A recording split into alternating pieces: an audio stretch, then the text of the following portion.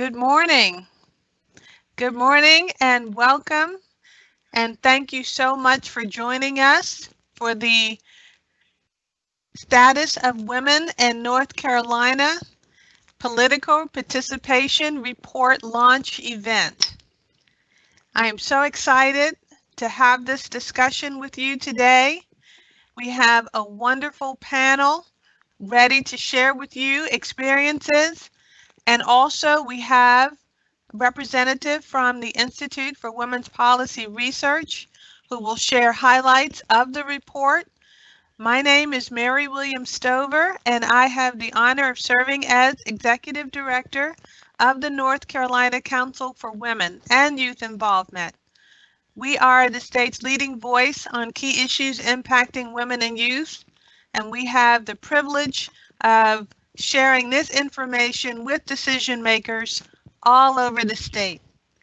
So you will have a chance also today to ask questions of our speakers.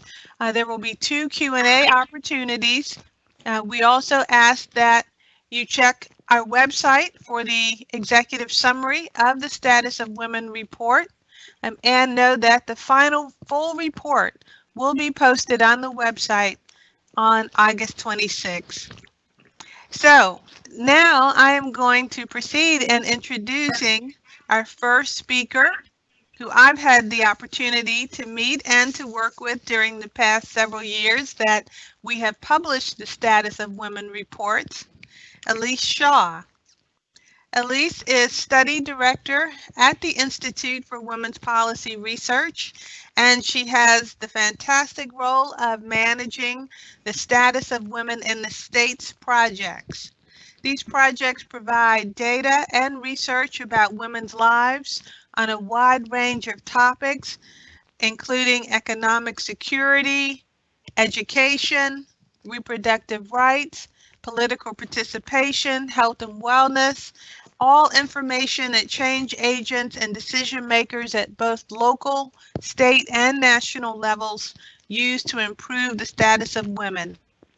Elise works extensively on workforce development and also contributes to IWPR's research on global women's issues. You may turn on your telly and see her on there, and now you'll know where you first met her. It is my privilege and honor to introduce Elise Shaw. Thank you, Elise, for joining us today. Thank you so much, Mary. That was a wonderful introduction. I always love working with you in North Carolina. This is one of my favorite projects. I'll have to say I miss coming to North Carolina this year, but virtual will have to do. I get the great job of sharing with you all some of the findings from this report. Now, I will have to say, please excuse the fact that I can't go full screen. Technology from working from home means I can't see my notes if I do that. So here we go. Thank you so much for being here today and having me speak on this topic. So, as Mary said, this is the third report that we've done with the North Carolina Council for Women and Youth Involvement. If you haven't heard about IWPR, we are a DC-based think tank that specifically looks at data and issues with a gender lens. And we really bring an intersectional lens as well, looking at what's going on for all different groups of women as much as possible. So IWPR was founded over 30 years ago, and we established our Status of Women in the States topic areas in 1996. And so we first started tracking what's going on for women in the states in 1996 and Washington, D.C. as well. We updated our comprehensive report in 2015 and then have been working with North Carolina for the past 3 years to take a deep dive on women's issues in North Carolina, really looking at what's going on for women there and by county where possible. So this is our 7 topic areas for our Status of Women in States projects. We're doing 4 of them for this project for North Carolina. Now, before I launch into the findings, I really wanted to start with this quote from Valerie Foushee, who is the North Carolina Senator for District 23. I really think this quote encompasses the energy and the dedication that I've been finding when I'm talking to women about what's going on for women in North Carolina. So women make up 51% of the population in North Carolina. Because women represent such a large segment of our community, they should have a significant presence in our state legislature. And believe me, women most certainly have what it takes to be legislators. I just love that quote, and I just wanted to kick off this presentation with that energy.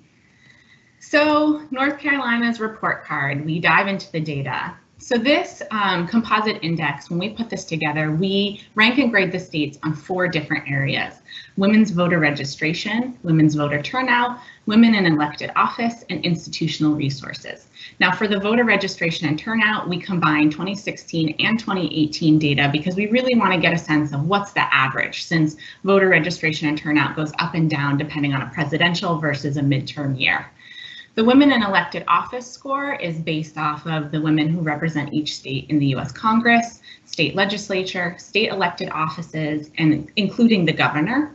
And then institutional resources looks at what are the supports out there getting women into elected office and part of the political participation sphere. So we look at campaign trainings for women, women's commissions, women's political action committees, and state chapters of the National Women's Political Caucus. So as you can see here, North Carolina ranks in the top nationally for only institutional resources for women. So you rank 5th out of all 50 states. Otherwise, there's more of a mixed bag. You rank about in the middle of the pack, so 24th out of 51 for voter registration and turnout. And then the worst one is the Women in Elected Office score. Now understand that this is not looking at every single elected office there is in North Carolina, so we're not looking at the hyper-local levels. I will get into a little more detail about that later on, but this index does not count or cover that. So first, I just want to say that I'm going to cover each one of these a little bit more detail, but please go check out the key findings and the executive summary. Please go check out the report, the full report. There's so much more than I can cover in this presentation. So first, I wanted to look at what has been going on. What are the trends in North Carolina since the last time this index was updated in 2015 was the last time. So it's a mixed bag. You see women's voter turnout in North Carolina has increased just slightly. It went from 55% to 56%. So just a little bit of a bump, but that's great that more women are turning up to the polls to vote, which is fantastic, making their voices heard. North Carolina has also seen an increase in the share of women who are state representatives. This went from 22% of the seats in 2015 to 28% in 2020. And then we also looked a little bit at the share of women who are appointed to boards and commissions. Now, this is not part of the political participation composite index, but I really wanted to highlight this increase. Between 2017 and 2020, women made up about 49% of North Carolina governor's appointments to state level boards and commissions. And these boards and commissions do have a lot of power. They often make great decisions and have power to sway policies. This is an increase from 2016 when women made up 37% of appointments. So a great little bump there. The not so good news is that North Carolina voter registration went down slightly from about 71% to 68%. Apologies. So slight drop in voter registration, though more women are showing up at the polls. So a little bit of a mixed bag there. And then the share of women representing North Carolina in the U.S. House of Representatives actually decreased between 2015 and the 2020 index, from 23% to 15%. So again, that's where you're seeing kind of a lower score in that Women in Elected Office index. At the same time, the women representing North Carolina Senate remains 0, and you are not alone. There are a lot of states that actually have 0 women representing them in the U.S. Senate. And then when you look at the share of women in North Carolina in the state Senate, it dropped from 24% in 2015 to, oh, I'm missing that data point, but it dropped into 2020. And so those are some of the dings that you got and why you get an overall grade of D. And so also North Carolina has seen a decrease in the representation of statewide elected offices. It's now at 33%, and it was at more than half, 55% in 2015. So that was a big drop there as well. Now, why North Carolina gets a D? We rank and grade the states based on an ideal score. And so North Carolina gets a D mainly because other states saw some major progress in the number and the shares of women in elected office, especially at those higher levels at the US congressional level and at the state legislative level. So 2018 saw this huge surge of women. So unfortunately, North Carolina, because it's dropped, has fallen in the rankings and in the grades. Voter registration. You can see by this map that North Carolina ranks pretty much similar to the neighboring states, higher than Tennessee though, and ranks in the middle third, like I said. So if we look at this, you see that North Carolina is not doing poorer than its neighboring states. And is actually doing pretty well for voter registration. When you look at the county level data, you see that women in Hertford and Robinson and Edgecombe counties are most likely to be registered to vote, whereas women in Anson, Madison, and Camden counties are least likely to be registered to vote. So those are counties that I would say, you really focus on getting more women in to register and then get out to the polls. When you look at voter turnout by state, again, it's similar. We really see that voter registration and turnout often go hand in hand. So it's really important to make sure you're getting women registered and you're getting them to the polls. Figuring out what those barriers are often depends on if it's a rural or urban area, and really need to focus on how do you get more women to the polls so their voices can be heard. So when we look at voter turnout in the United States by race and ethnicity, unfortunately, we can only get this at the national level. But what you can see here is that white women and Black women are most likely to get out to the polls and vote nationally. And this is actually really important because women vote at higher rates than men overall. So white women and Black women are actually the largest voting bloc in the United States, period.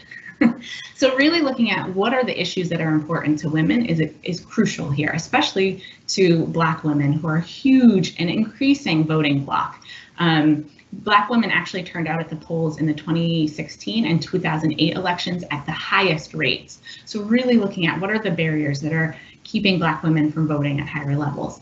As you can see, Hispanic and Asian women actually face a lot more barriers, and there's a lot of speculation of what's going on for Hispanic and Asian women. There's a lot less voter outreach to these populations. They sometimes have language barriers and citizenship barriers that keep them from getting to the polls, or they have misinformation about do they even qualify to register and vote, depending on their citizenship status. So I think that there needs to be more attention paid, especially to these populations in the United States. Now we turn to specifically the Women in Elected Office Index. As you can see here, North Carolina does rank in the bottom third and is doing worse than a lot of the other states and surrounding neighbor states in the South. So like I said, women have been increasingly active in US politics in recent years. But still, the majority of the office holders I want to say are still male, even though the trends are going up. We're only at about 25% in the House of Representatives and about 22% in US Congress. So it's not like this huge influx of women. We're still chipping away at it. But as you can see, North Carolina is doing the worst in the women elected office. When we look at women's representation in the North Carolina state legislature, you can see that it has fluctuated over years. It has gone from a low of about 8.8% to a high of, its peak was 27% in 2008. And now women in North Carolina state legislature have not reached that peak again since then. You're getting close, but it's not the same upward trend that a lot of other states have seen. So because of this, I did PR calculations, just doing a simple calculation of a linear trend. We predict, we calculate that women will not reach parity in your state legislature until 2048. So a ways to wait. So 2084, not 48. 2084. So still even longer to wait for women in the state legislature. And that's if nothing changes. If we just keep doing what we're doing now, this is how long women will have to wait for parity. That's 50-50 representation in the state legislature. I think that's a really long time. I don't know about you, but that's a long ways to wait.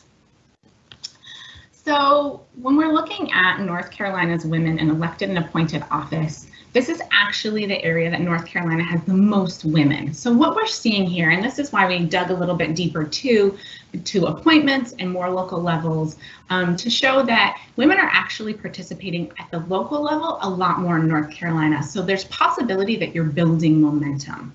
Women hold 1/3 of the seats in the statewide elected executive offices in North Carolina.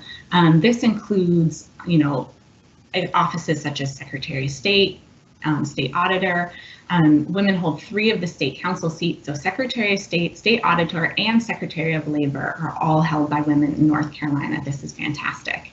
Women also serve as mayors in 7 of North Carolina's largest cities. So this includes Charlotte, Greensboro, Raleigh, Asheville, Chapel Hill, Salisbury, and Wake Forest, which is fantastic that we see in these big cities. Women are really leading and being, the leaders in their communities and leading the way on policy and making sure their communities are healthy. Also in 2018, women made up about 40% of North Carolina's district court judges, 18% of superior court judges, and 43% of Supreme Court justices, which is fantastic representation at the judicial level. I think this is really great to get women's perspective and voices when it comes to justice in North Carolina.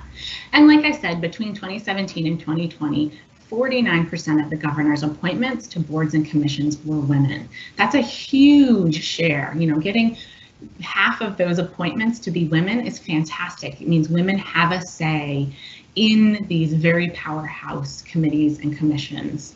So fantastic job getting more women into those offices. One thing I did want to highlight too is that women's representation really needs to be at all different levels. And so one of the quotes that I really, really loved is Dr. Brucey Ogletree Richardson, and she is chief of the Halawa-Saponi tribe. Hopefully I pronounced that right. The chief's position, she says the chief's position doesn't necessarily have to be filled by a male. Women can hold the position and be role models as tribal leaders. So it's fantastic to see women stepping up in these traditionally male roles as part of the tribal communities as well. It's fantastic. Great to see that representation. And so now I'm turning to kind of women of color in elected office. So women of color have made progress running for office and gaining representation, but they're still vastly underrepresented at all levels of government. This is at the national level, at the state level, at the local level. So really trying to focus on what are the barriers that women of color face when they get elected to office is really important. So only 4 women of color serve in the US Senate. Just 4, that's it. So that's really low representation. Women of color make up 10% of the US House of Representatives, and this is 1 Black woman from North Carolina, which is fantastic. In the state legislature in North Carolina, Black women make up 30% of all women. This is about 8% of all seats in North Carolina state legislature. And nationally, women of color make up about 25% of women, and that's of women, not of total state seats serving in the state legislature. So again, vastly underrepresented. And when we look at the statewide elected office, women of color only make up 18% of women in statewide offices, and no women of color hold a statewide elected seat in North Carolina. However, in the nation's 100 largest cities, 10 women of color hold the mayor's office, and this does include Vi Alexander Lyles, who's the mayor of Charlotte. So fantastic representation there. Now, when we turn to institutional resources, the reason we look at institutional resources is because we were looking at them as what helps women get into office and what helps women's voices be heard in their communities. And this is what actually North Carolina is doing really well.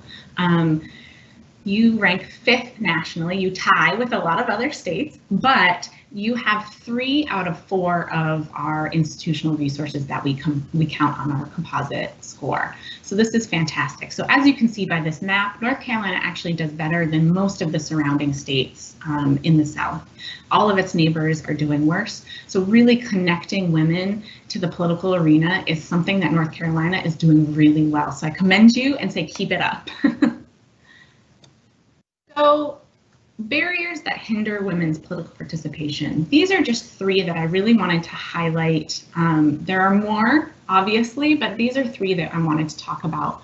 First, gerrymandering. So this is the redrawing of electoral districts to really either support one particular party or kind of disenfranchise other voters. And North Carolina has seen 2 court cases about this recently, really looking at what's going on in North Carolina, how are people being disenfranchised when it comes to getting the representation that they need. You know, gerrymandering affects everyone, and it weakens so many citizens' political voice when it comes to voting and getting representatives that represent you in elected office. So, you know, something to really look out for in North Carolina. I would have to say, though, the fact that these have come to court cases, that people are really keeping an eye on this is a fantastic thing to see. It's better than it flying under the radar and getting no attention at all. Restrictive voter ID laws is also something that is really especially important to women. Studies that focus on populations most likely to be affected by voter identification laws show that women, specifically women who earn own incomes, low incomes, older women, women who are of color, and married or divorced women who have changed their name actually, and then transgender women are especially impacted by these voter ID laws because they oftentimes don't have the identification needed to get to register to vote and vote at the polls. So it's one of these things that really disproportionately impacts women in a lot of states. Now, North Carolina has restrictive voter ID laws, but they're on pause right now. So there's court cases, again, great to have these attention through court cases that are really bringing attention to what's going on and how people are being disenfranchised when it comes to voting. North Carolina is not alone. 35 other states have restrictive voter identification laws on the books right now. And then the last one I'll talk about is campaigning while female. Now this is specifically, you know, the way that women have to move through the political field when they're running for office or higher office or while they're in office. And, you know, it's things as simple as, you know, what are women wearing?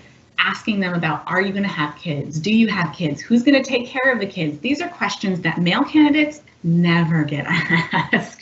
So really looking at what's going on, how are we treating women differently when they run for office? What are the hurdles that they have to jump in order just to kind of get to the level playing field in the starting block? You know, women start from farther behind. And a lot of female candidates have experienced the double bind of either being seen as not fit for the role of leadership because they're too feminine, or being seen as too harsh and overbearing if they have more masculine leadership styles.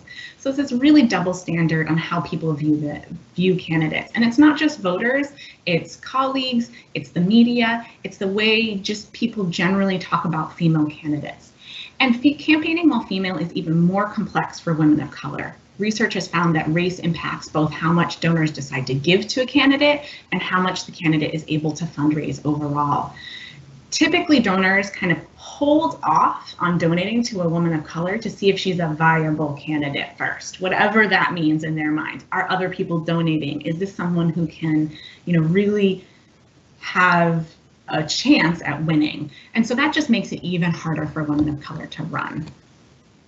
So I want to kind of before I close it out, here's a quote from Sarah Preston, who's the executive director of Lillian's List in North Carolina. You can't be what you can't see. When women see other women in power, it helps them believe they can be next. And this is essential. So really making sure that women see themselves in elected office. So I'm not going to go through all of these, but here are really some policy recommendations. We really go deeper into every one of these areas in the report as well as in the executive summary. You know, I just want to highlight a couple, making sure you're expanding programming, possibly even for younger women, to say, you know, politics is an actual career that you can choose. Get involved, make your voice heard. Women often don't start out in politics around, you know, oh, I'm going to be a politician. It's, I see a problem in my community that I want to fix. So really expanding programs, you know, really looking at what are the barriers for your community and breaking them down. Ensure that there are safe, practical ways for people to vote in November. With the pandemic, this causes increased barriers, and we really need to take that into account. So I will wrap up there. Please feel free to ask me questions. Here's my contact information, so you can feel free to you know, reach out to me if you don't get your question answered in this presentation or in this presentation as well. Thank you, Elise. That's a lot of information you shared. We have time for one question or two before we move on to our panel. And I'm just going to check the chat and see if any questions have come through. Why are there so few women in county commissions? Only about 5% are women. That's a great question. I think that, you know, this is county commissions is not necessarily something we've dug deeply into in this report. And I think that it's something to look at actually at the local level. You know, what are the people, what is going on for women in those communities? Are there people who are reaching out to women to say, you should serve as county commissioner? If not, that's something that people need to look at and really think about. How are we engaging women? How are we making sure that women are thinking about getting their voices heard? A lot of women, you know, I think again, because there's not a lot of outreach about, you know, hey, join into politics. It's a great way to affect your community, that they don't think like, oh, I could run for county commission. Or like I said, a lot of women run because they see an issue in their community and they don't see anyone addressing it and they think they're the best one to fix it. And if that's not happening, if those dots aren't being connected, women are less likely to run for office. Mm-hmm. So really reaching out to women and those the barriers that women face in the different counties might be drastically different. Is there affordable childcare? You know, what's the population and the demographic that make up that county, and how do we ensure that they are engaged? Well, I think our panel will be able to illustrate that issue as well, considering at least two of the women on the panel have stepped forward to say, I will run for office. And another member of the panel studies women in politics, so she'll be able to add that perspective as well. Thank you, Elise. I really appreciate that information. We will move ahead at this point to introduce our panel and to begin our discussion. I want to introduce them to you now. We have Councilwoman Mary Kay Abuzader, who is a member at large of the Greensboro City Council.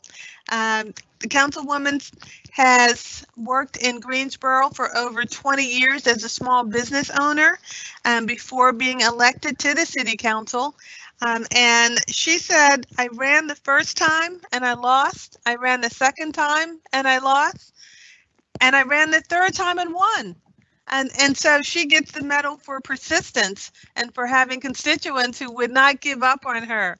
So we are really happy that she was elected in 2011. We also have with us Sarah Stevens, who is House Speaker Pro Tem representing the District 90. She is only the second woman to take on this key role and the role of House Speaker Pro Tempore. She is a longtime attorney as well, and a Republican member of the North Carolina General Assembly who represents Allegheny, Surry, and Wilkes counties in the 90th District. She mentors young legislators and helps them to achieve greater success as well. And then our final panel member is Dr. Whitney Monzo, who is with Meredith College. She is assistant professor of politics and works with the Meredith Poll.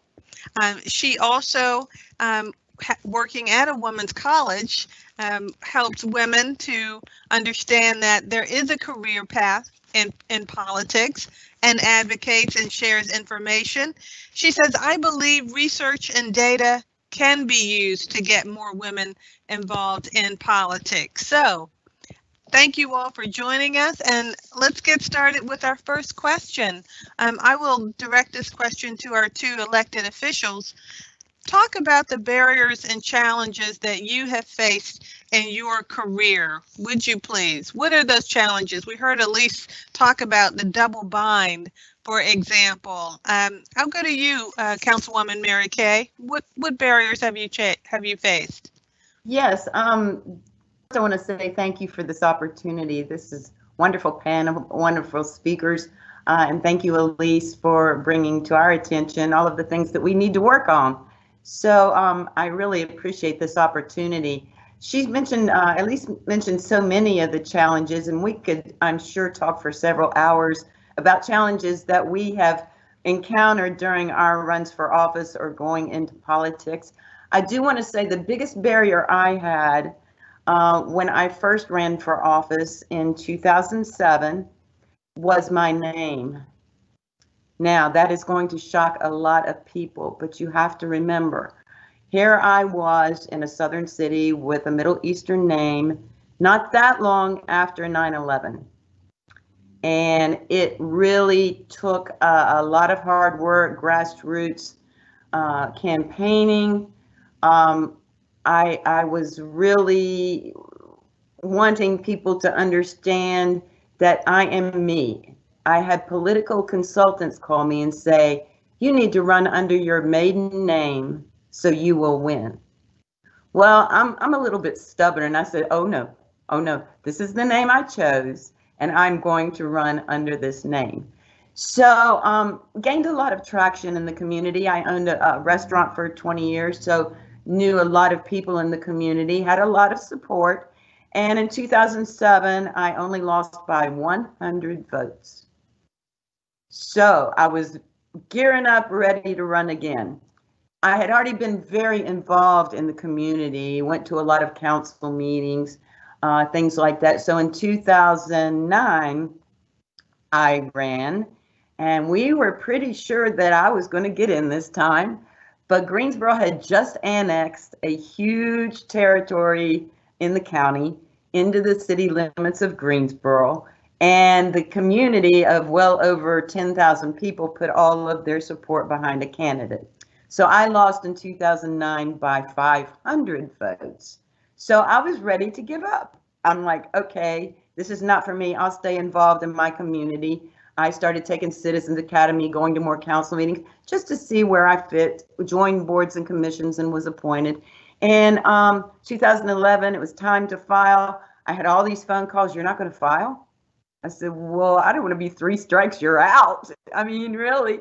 So had a lot of people come to me for support. And I said, okay, so you've got to ask each one of you, 100 of your friends, to go vote for me and tell them why. So we had a lot of meet and greets. My campaigns have always been grassroots. And so in 2011, when the last precinct came in, I was not counting my chickens before they hatched. So when the last precinct came in, I had won. So very honored that I did. Third time was a charm, and it was not 3 strikes, you're out. So that's the biggest barrier. We've talking about so many challenges. And like I said, we could go on for hours about those, but that was the biggest barrier for me. I have some somewhat similar experiences a little bit. In 2002, I ran for district court judge as an attorney. That seemed to be the most rational first place for me to run for office. However, my kids were 7 and 9, and that was a very, very difficult time. No one in the public questioned my running as a judge, but myself. I found myself conflicted with schedules and caregiving and that kind of thing. Plus, running for judge, you really can't establish a platform per se. What do you believe in? What do you not believe in? As a judge, you're supposed to remain impartial. So that was the biggest gap in that election. In 2008, I was approached about running, and I was approached by mail from another area as to, this is important. Here are some issues. We think we know where you stand on them, and we think they're important enough that you ought to run. So that got my attention, and I did decide finally to run.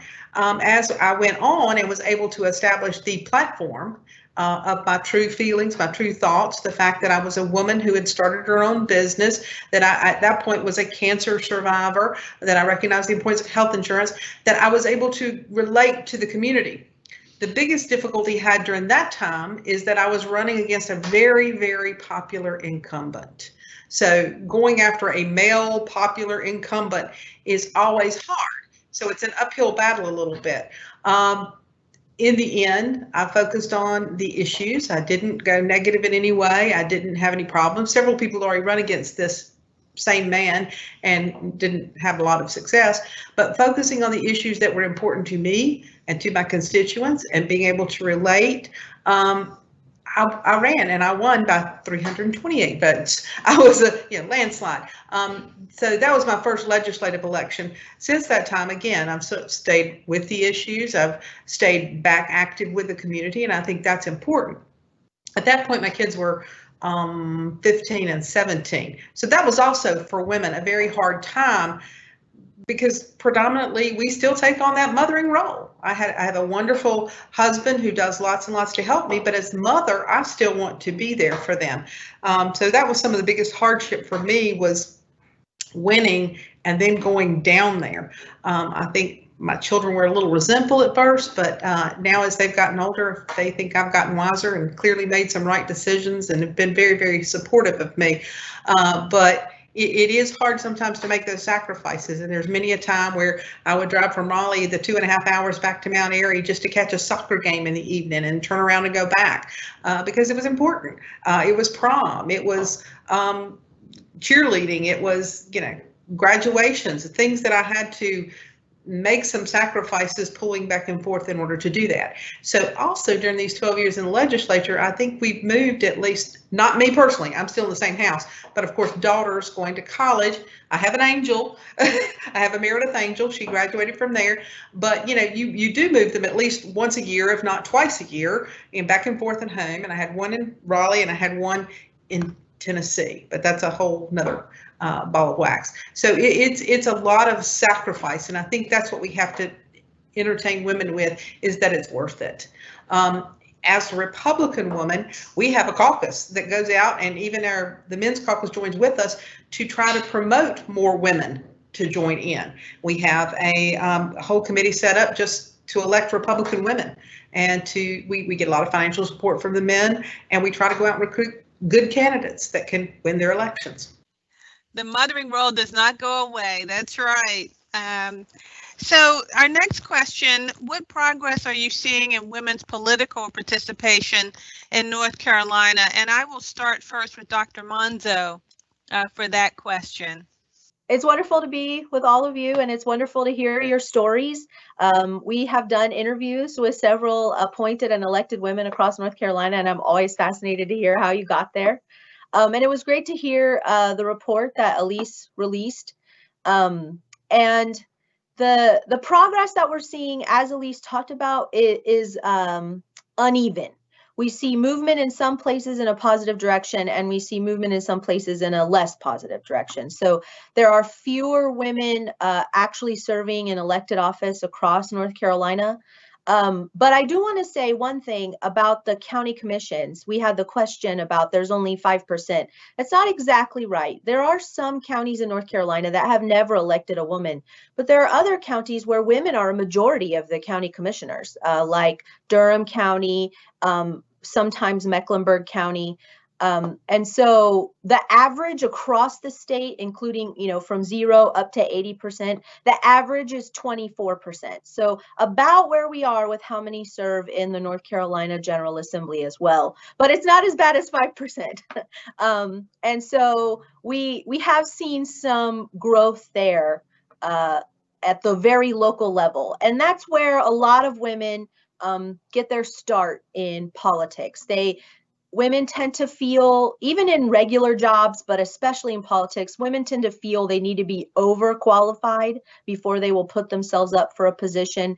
And serving at a local level or serving in appointed office helps them feel like, I got this, I can do this, and I will seek a higher office. And so seeing this growth at the local level bodes really well for the future of women in North Carolina politics moving up to higher office. Thank you. What about you, Representative Stevens? What progress are you seeing in women's political participation in North Carolina? As I said, we are frequently trying to go out and actually recruit candidates. We have a lot of women here who are very strong in their political activism. I think the longest serving member of the General Assembly right now is female. I think Julia Howard has been there for 30 plus years. I think Becky Carney's been there for quite a long time. And we had Linda Johnson, who just passed away recently. And these are people who've not held meaningless positions. Julia was frequently the head of the finance. Linda was the head of the appropriations. And then to get myself elected as Speaker Pro Tem. Those are some high-ranking roles, so I do see women moving on up. And all of the women have meaningful voices. Every committee that I've been on, I encourage the women to speak. Part of my role as Speaker Pro Tem is to bring all the freshmen in and make sure that they're getting up and ready and knowing how to run things. I think this year I only had one woman, and we're actually going to lose her. She's going to go to the Senate. But hopefully we'll have some new freshman women coming in. We expect that to happen. And it's just reaching out to them to give them everything I thought I needed from the first time I got there. And like I said, we meet on a weekly basis. In terms of helping other women to advance and succeed, it's important that we as women go out and speak to groups. I start even at the 4th grade level or 3rd grade level, and all the way up through high school, and even if asked to come to colleges, I have been to serve on panels like this. When I'm here in a local school, I explain to these kids, it wasn't that long ago I was sitting in your very desk. I went to school here. I didn't necessarily have any ambitions at that time because I didn't know that that's something I could or would or should do. And so I encourage them all to think beyond their barriers and to think about the things that they can do that will be helpful to their community and to their state and even to their nation. But it takes a lot of sacrifice. And women frequently are a little more sensitive. I frequently tell people it takes a little bit of a thick skin because you're going to frequently get attacked in the political arena out in public. And I've had a couple of women who really wanted to run for office. And when I told them I didn't think their skin was thick enough, they took offense. And I said, point proven. Yeah, you do have to have a thick skin in order to do this. But if you're offended by the fact that I say you don't have a thick skin, you're probably not ready. A great point. What about you, Councilwoman? What progress are you seeing? Well, I'm very proud of, I think most of you know, we have a 9-person city council. There are 8 women on our city council. So I think that Greensboro has been very proactive in this. Our mayor is female right now. And also we elected the first African-American mayor in 2007, I believe it was. So I think Greensboro is very involved, and the women in Greensboro are very involved. You know, I certainly am impressed by what the Greensboro Commission on the Status of Women does with all of their programs and all of their outreach to the community. And as was just mentioned, you know, outreach to the community is very important to attract more women to run for political office. I know that every time I speak to a group, I go out into the community, and asked to say a few words, I always say, you know, we need more women in political participation. We need you to think about running for office.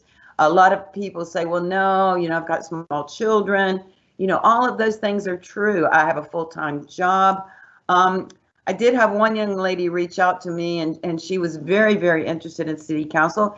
And my whole point with my being on council has been what I decide affects you every single day in the city of Greensboro. That is why I wanted to run for city council. So we were going through everything. She was very, very interested until it came to the salary. She was interested in running for office, but In Greensboro, the city council is paid a very part-time salary. Luckily, I'm at the stage in my life where I can do city council, and I did have a full-time business, so I can do this now. So, you know, it's hard to be able to express to our younger women that yes, you need to get involved, because a lot of them are having to have help with their families. They're having all of these job requirements, things going on. So, you know, I certainly hope that everyone here does, and I'm sure they do, but we need to express to all of our candidates and all of our elected officials, we need to make sure it is on our shoulders. We need to make sure that more women participate. And that's a lofty goal, but I think we can change those numbers that were earlier stated. I think we can change them in a much shorter amount of time. Thank you. In the interest of time, I just want to give Dr. Monzo a chance to share with us. Are there any tips you would give for women who are interested in getting involved? Dr. Monzo, where should you start? A great place to start is looking at the appointed boards and commissions in the state. Every county in North Carolina has a minimum of 6 appointed boards and commissions. So if you're in Mount Airy and you can't drive to Raleigh, that's okay. There are local boards and commissions in your area, but there are also over 300 located in Raleigh. So, and they don't meet all the time. They meet once a month or maybe every couple of months. So appointed office is a great way to get your name out there. You don't have to do the nasty campaign yet. And you can see if this is something that you like. You can build your network. And then if you do like it and you do build your network and you decide this is something you want to do, you can run for office. We know that 65% of women who serve in elected office right now served in appointed office first. So that is a great pipeline to get on the way to elected office. And a lot of those women, as Mary Kay and Sarah were talking about, a lot of those women were asked. All it took was one person saying, I think you can do this. And that started them on their path. So even if you're watching this and you're a woman who thinks, you know, I don't know if public service is the kind of thing I want to do. I'd like to see more women in there, but I don't have time right now. I'm raising my kids, all of the reasons we've talked about. That's okay. Just find a woman in your life and tell her you think she would be good at it. And that could start her on the path. And then therefore you've helped more women get into politics. Thank you. Thank you. Ask that woman. Tell her, I think you ought to run for office. We will come back and allow the audience and our participants to ask questions. I'd like to transition now to introduce another member of our team who is going to share her perspectives. I'd like to thank and introduce Secretary Michelle Sanders, who was appointed by Governor Cooper in 2017 to serve as head of the Department of Administration. She is a native of Belhaven and brings a wide range of management experience based on her work and role as general manager previously with Biogen. She's a graduate of North Carolina State University and also currently serves as chair of the North Carolina Commission on Inclusion, the Complete Count Commission, as well as the Andrea Harris Social, Economic, Environmental, and Health Equity Task Force. Thank you, Mary and Elise. I appreciate all that you're doing for women across North Carolina with the Status of Women report. Some of the data is challenging and some of it, of course, is disappointing, but it's important to know where we are. And I know that North Carolina women are up for the challenge. And I want to thank our speakers for sharing their insights on what's it like to be a woman in the political arena. It can be tough, but ladies, we can do tough things. We do tough things. We achieve tough things, and we're great at it. So we can be those type of leaders. I'm glad that 2/3 of the women in North Carolina are registered to vote. Now we have to work to make sure that we're getting the remaining third registered and then show up and exercise that right. I'm proud that the governor for the governor's appointments that half of the boards and commissions have been women. And I'm especially proud to serve in Governor Cooper's cabinet, the most diverse cabinet in our state's history. And you've heard today, we've made progress in some areas of women's political participation in North Carolina, but we still have a lot of work to do. And now is the time to do it. Now is the time to make our voices heard. Now is the time for us to stand up and be counted. And now is the time to make sure that our votes count and that our voices count. More than half of the state's population is female, but the majority of state and federal elected officials remain male. Women make up just 25% of the General Assembly. And you heard from Elise, at the current rate of change, it will be 2084 before women reach parity in the legislature. You know, we had our report on earnings and pay and realized it'll be 2060 before we close that pay gap between men and women. Now we're hearing 2084 about the parity of women in the legislature. 2084, I can't wait 64 years. And I know you can't wait 64 years, and we will not wait 64 years. And we, the women of North Carolina, we have to bond together as one, come together as one to increase the situation with our political participation in North Carolina. We just cannot wait another 64 years, bottom line. And you also have heard that the level of women's participation in multiple categories has earned a D rating from our Institute of Women and Policy and Research. Now, I don't know about you, but I know that I can tell you a D won't cut it. A D doesn't cut it by any means of the stretch of the imagination. We can do better. And we know that this is not only a women's issue. We know that when more women are involved in civic life, from voting to community organizing, to running for office, the issues that matter most to women and their families get more action and traction. You heard it from the women leaders today. We know that what motivates women, most women, to get involved in civic leadership is that not what's in it for them.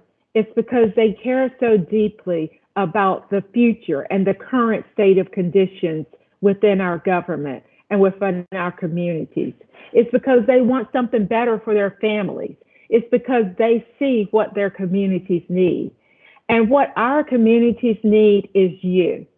We need you. What our struggling society needs is you. We need you, women.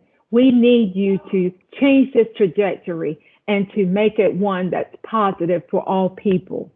Every one of you, so that you have positive action happening at every level of civic engagement. This is a time for each of us to reflect on our hearts, to reflect on our souls, and to answer the question, is the way we are today, are the beliefs we have today, is the way we treat each other today, is this the way we want to be remembered? How do we want our children and grandchildren to remember us? What example do we provide right now for our daughters and our sons? Now is the time to make our voices heard, to be advocates for justice, to speak up for what you believe, and to speak truth. So now is the time for us to stand up and be counted. Because we have a once-in-a-decade opportunity right now in the 2020 census, there's no way I can end this without reminding everyone that much like voting, completing the census is an opportunity also for residents to be a voice, to be heard, and to be counted to make a difference.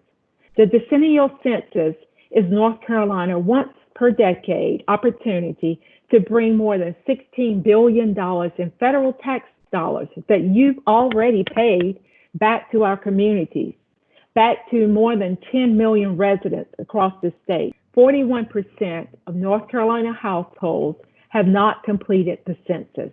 That's more than 4 million North Carolinians who have not completed the 2020 census. That uncounted number of residents could result in $7.4 billion. That's a lot of money and services that we would be without. You can visit North Carolina Census website, census.nc.gov, to get information and resources you need. Less than 10 minutes can shape our state's future for the next 10 years.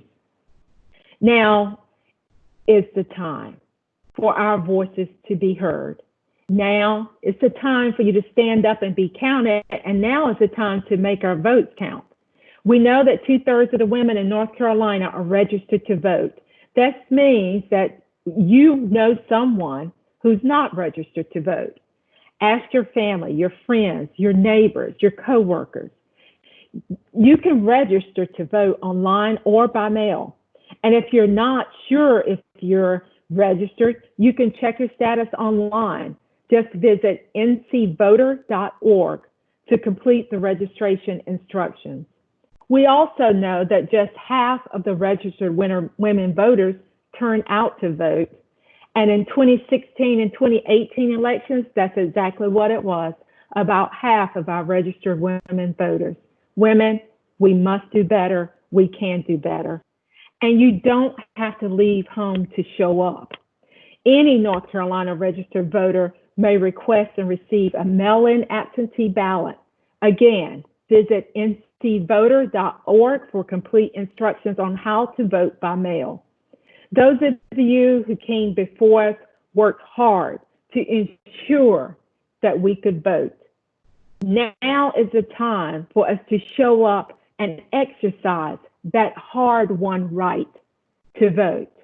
With the recent death of Congressman John Lewis, that hit me more than ever as I witnessed with sadness and with remorse about his death, just how much he gave of himself for the rights of people that look like me to vote. That bloody march where he endured the pain and suffering and the head injury and the traumatic brain injury for the right to vote, knowing that he was putting his own life forward. There is absolutely no way that I cannot encourage others to vote, register others to vote, and importantly, exercise my right to vote. And then when we think about the women who didn't have the right to vote, those women who stood up to the challenges and put themselves on the line, though all women did not have the right at that time from their hard work to vote, but yet it created a pathway and it opened a door for women's right to vote. So let's not sit on the sidelines and let's not take our right for granted, and let's let our voices be heard, and let's vote for those who we believe will stand for the betterment of all women and for the progression and progress of women. Exercise your right. So now I ask you, what one thing are you going to do to make a difference? What one thing will you commit to doing to encourage political participation among women in North Carolina?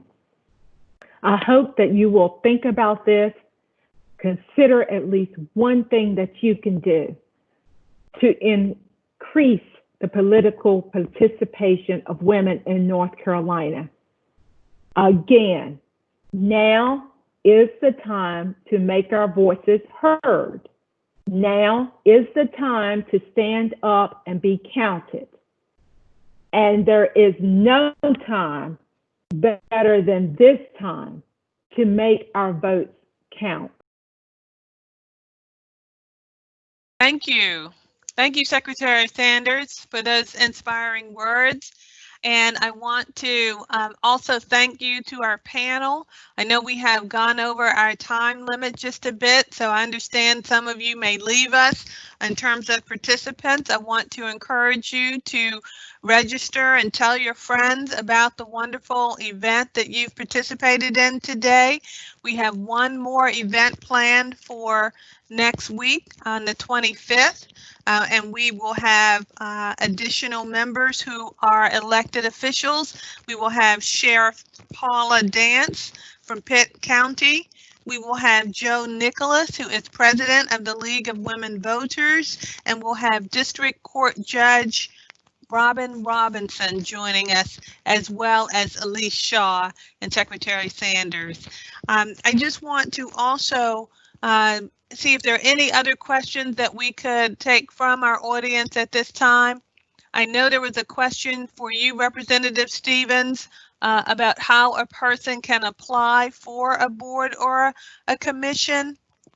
I'm happy to tell you there is an application if you know of a board that exists. If you don't know of an existing board, then you can call your representative, or if you can't get your representative, you're welcome to call me to find out what kind of board positions might be available. Most of these are volunteer boards. The Speaker of the House has certain appointments, the Speaker Pro Tem of the Senate, and the Governor all have some appointments to various boards at various times. But anyone who's interested, again, you can contact your local elected official. We have a staff person that works for the Speaker, Julie Lasella, and Julie's the one who takes in all the applications and then gives them to the Speaker to say, these are the people who want to be on this board. So certainly we welcome everybody. For a while, I would bring home, this is what the Speaker needs. Who do we know that can do these positions? So just reach out and the information is there. Thank you very much. I just want to also thank each of you for joining us today and for sharing your wisdom with us. And also want to thank the wonderful members of the Department of Administration, Communications, and IT team who are working behind the scenes to make everything go well. And you heard it. Now is the time. Get involved. Thank you to our panel. And if there are questions that we have not been able to address, we will answer them and put them up on our website with information there. Also, just want to remind you to visit our website for a copy of the executive summary. And also next week on Women's Equality Day, the 26th, we'll post the full report for the full public to see. Thank you so much, ladies. Have an awesome day. Bye-bye. Thank you. You too. Bye-bye.